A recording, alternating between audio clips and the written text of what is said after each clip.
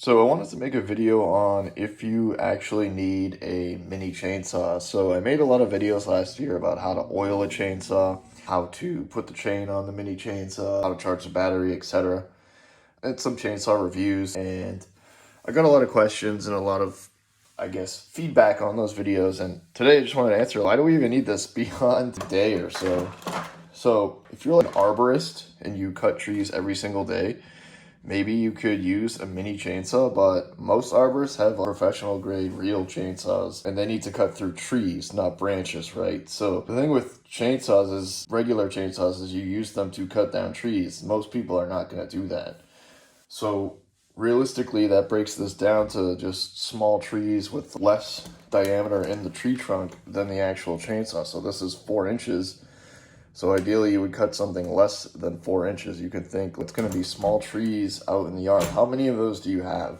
And on the other hand, you could be trimming branches, right? Most branches are going to be smaller than 4 inches. If they're bigger than 4 inches, you could get a 6-inch model, but even then, right, how big is that branch? So if you really don't know if you should get one of these, I would just suggest go out and look and see, are you going to be using this every year for the rest of your life or something like that? Are you just going to use it daily? How often do you need to trim a tree, right? Can you do it with something cheaper like a pair of loppers? It's really what you have in your yard. So for me, I had to use these to trim my trees and I like power tools, so I wanted to get this. So to experiment with it, and that's what I did. But honestly, since those initial cleanups, I haven't really used these mini chainsaws. There was a different time when I had some vines. I guess we didn't clean up these weeds and these trees, so the weeds were just wrapping around the tree all the way up. And I said, hey, a professional landscaper, who's my friend, came over. I said, hey, you want to use my mini chainsaw? And he said, no, just give me my pole saw.